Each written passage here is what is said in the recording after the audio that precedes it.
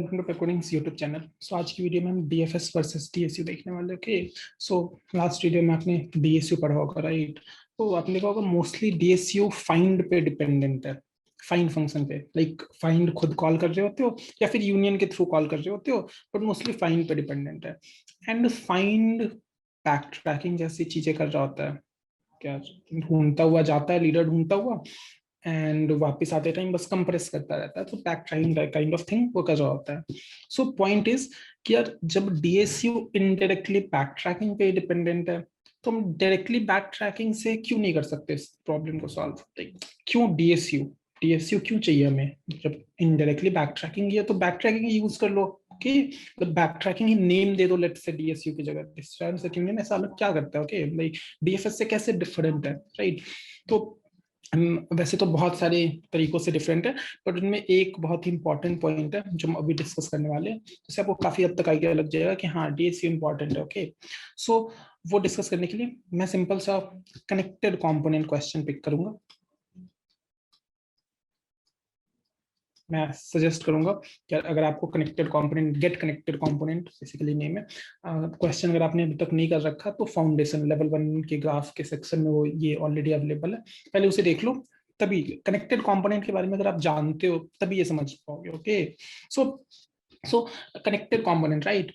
तो question explain करता हूँ ओके क्विकली कि यार आपके पास एक ग्राफ सा होता है, राइट? और इसके नंबर ऑफ कंपोनेंट्स बताने होते हैं। ये आपका ग्राफ एक लेट से, और इसमें नंबर ऑफ कंपोनेंट कितने ये बता दो। मैंने कहा हाँ जी बिल्कुल सही बात है, यही तो करना है सिर्फ। तो मैं दो तरीके से आपको करके दिखाऊंगा, दो तरीके से करके दिखाऊंगा। सबसे पहले डीएफएस से और फिर डीएसयू से। मैंने कहा हाँ जी बिल्कुल सही करते हैं। तो डीएफएस से कैसे करते हैं भाई?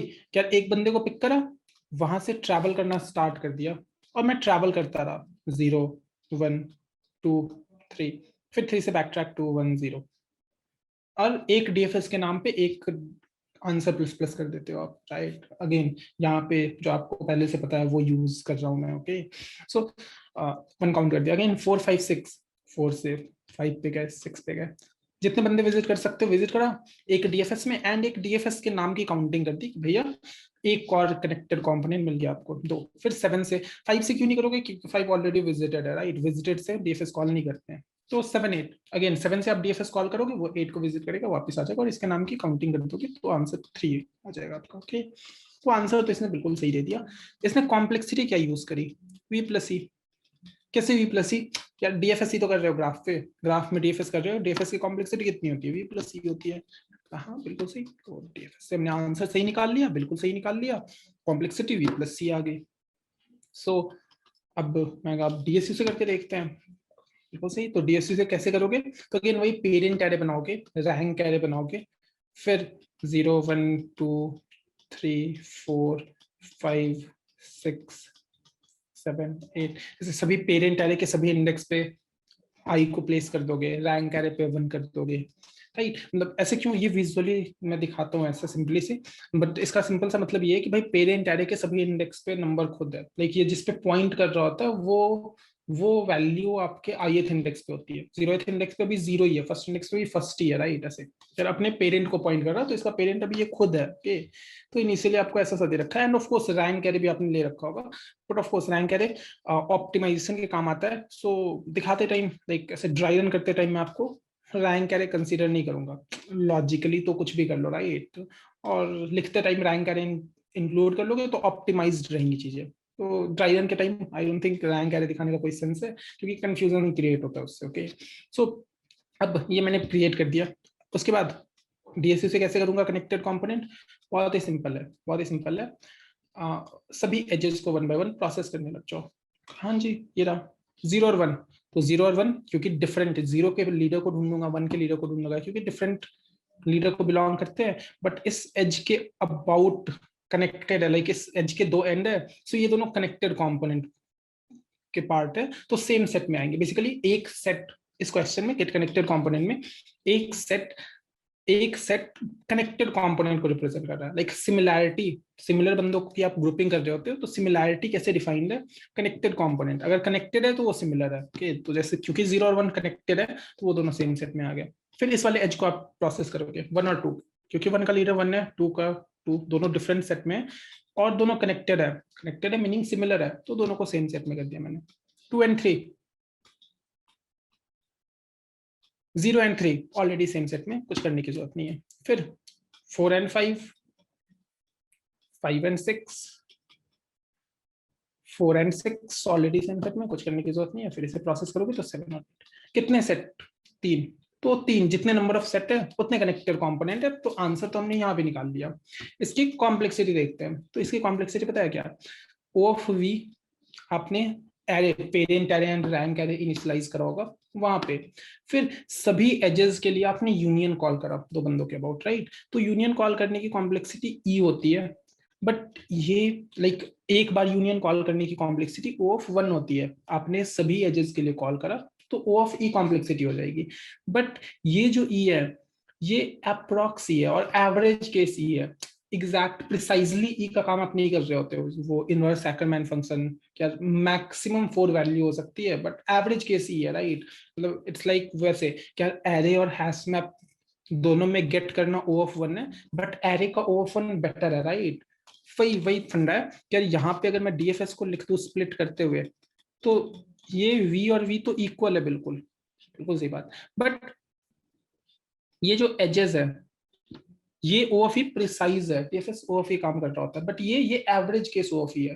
भाई एरे और हैश मैप के गेट को जैसे कंपेयर करते हो एग्जैक्टली वैसे ही कंपेयर होंगे, ओके? सो क्योंकि ये average case O of E है तो ये बेटर नहीं है। मतलब अगर complexity wise get connected component को आप देखोगे तो ऑलमोस्ट सिमिलर कह सकते हो, एवरेज केस ऑलमोस्ट सिमिलर कह सकते हो, बट अगर प्रिसाइजली आप सुनना चाहते हो तो DFS की कॉम्प्लेक्सिटी बेटर है, राइट? तो अब आप बोलोगे कि यार आपने तो DSU को बेटर प्रूव करने के लिए एग्जांपल लिया था, या तो DSU को आपने बेकार प्रूव कर दिया। कहा हाँ जी, बिल्कुल बिल्कुल बेकार प्रूव कर दिया। बट अगर आप ध्यान से सोचोगे तो दोनों ऑलमोस्ट इक्वल है। ऐसे क्वेश्चन में आप कोई सा भी यूज कर सकते हो, DFS और DSU कोई सा भी यूज करोगे तो बात बन जाएगी। प्रिफरेबली DFS यूज करो, राइट? अब मैं आपको सेकंड सिनेरियो दिखाता हूँ। सेकंड सिनेरियो क्या है कि यार क्वेश्चन यही है कि यार आप कनेक्टेड कंपोनेंट ही फाइंड आउट करने वाले हो, और जूम आउट कर दो, आप कनेक्टेड कंपोनेंट ही फाइंड आउट करने वाले हो, बट आपके पास अभी सिर्फ वर्टिसेस है, एजेस नहीं है। अब आपको क्या बोला गया कि भैया एजेस में 1 by 1 ऐड करूंगा, एजेस में 1 by 1 ऐड करूंगा। जैसे मैंने आपको बोला कि यार 0 and 1 के बीच एज ऐड कर दो, एंड एक एज को ऐड करने के बाद फिर मैं आपसे बोलता हूँ कि भैया नंबर ऑफ कनेक्टेड कंपोनेंट बता दो कितने हैं। एक एज ऐड करा और इसका आंसर बता दो कितने कनेक्टेड कंपोनेंट है। तो अगेन ये क्वेश्चन मैं पहले DFS से करके दिखाऊंगा। तो अगर आप DFS से कर रहे हो तो पता है क्या होगा, जैसे ही मैं आपको एक एज ऐड करने के बाद नंबर ऑफ कनेक्टेड कंपोनेंट बोलूंगा तो आप बिल्कुल ही ग्राउंड जीरो से DFS लगाओगे, आपकी कॉम्प्लेक्सिटी V plus E1 हो जाएगी, मतलब जितनी एजेस है, राइट?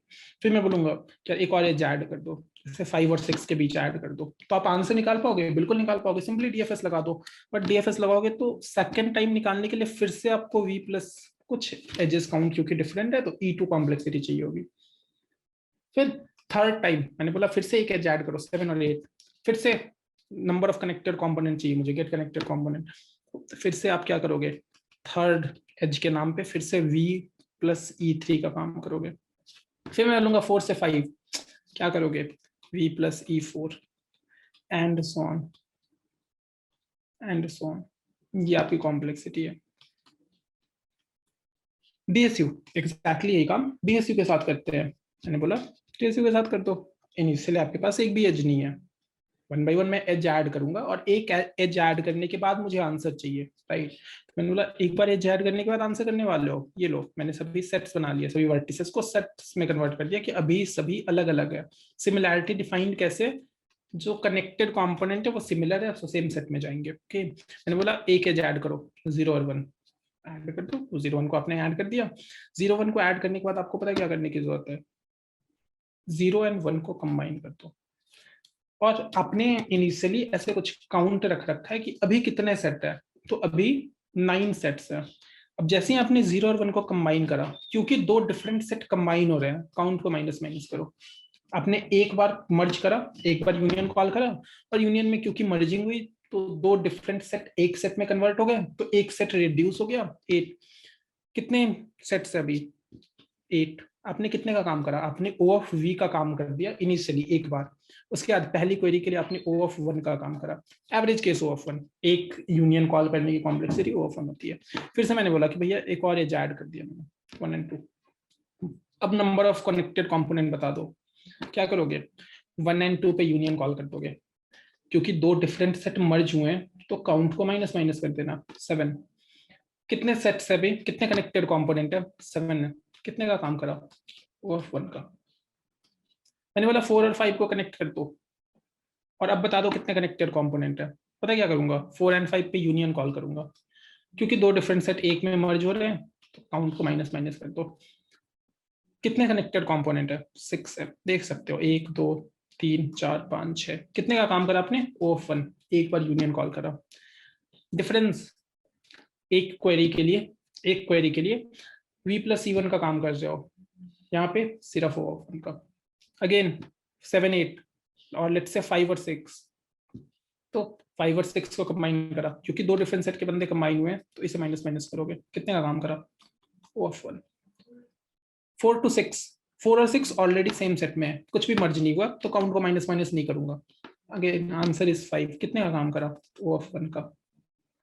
बेसिकली अब एक क्वेरी को आप O ऑफ 1 में सॉल्व कर सकते हो। ओके, सो फंडा इज कि भाई अगर स्टैटिक ग्राफ आपको दे रखा है, मीनिंग कंप्लीट ग्राफ अगर क्रिएटेड है, ओके, तो आप कोई सा भी यूज कर सकते हो, डीएफएस और डीएसयू।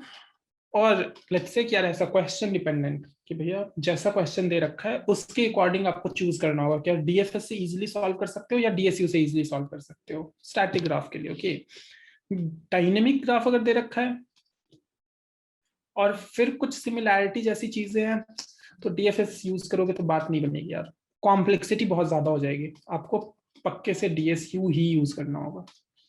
अगर आप डीएफएस यूज करोगे तो बात नहीं बनेगी, आपको पक्के से डीएसयू यूज करना होगा। क्यों? डीएसयू बेसिकली प्रीवियस ऑपरेशन को कंसीडर कर रहा होता है आगे की तरफ। ऐसा नहीं कि यार आपने एक कनेक्ट कर दिया और फिर दूसरे को कनेक्ट करा तो पुराना वाला गुम हो गया, नहीं, वो आप मेंटेन करते हुए चल सकते हो। डीएफएस में बिल्कुल ही जीरो से स्टार्ट करना होगा, राइट। सो वही डायनेमिक और स्टैटिक ग्राफ का एक फंडा है। क्या अगर ऑलरेडी ग्राफ क्रिएटेड है तो फिर डिपेंड करता है कि यार कैसा क्वेश्चन है, किसे यूज करते हुए आप इजिली कोड कर सकते हो। डीएफएस और डीएसयू कॉम्प्लेक्सिटी ऑलमोस्ट सिमिलर होती है, बट अगर ग्राफ चेंजिंग है और उसमें आप डीएफएस लगाना चाह रहे हो तो बात नहीं बनेगी, कॉम्प्लेक्सिटी बहुत ज्यादा हो जाएगी। अगर आप डीएसयू लगा सकते हो तो ऑफकोर्स डीएसयू लगाओ, क्यों? कॉम्प्लेक्सिटी बहुत ही कम होगी। ओके, तो वैसे और जनरली इंटरव्यू पर्सपेक्टिव से अगर आप पूछोगे तो कभी भी डायनेमिक ग्राफ, ऐसे ग्राफ चेंजिंग आपको देखिए कि 1 by 1 एज ऐड करा जा रहा है और फिर आपसे क्वेरी पूछी जा रही है, तो वो डीएसयू से ही सॉल्व होता है in general. Okay, interview perspective से, not always but interview perspective से। ओके,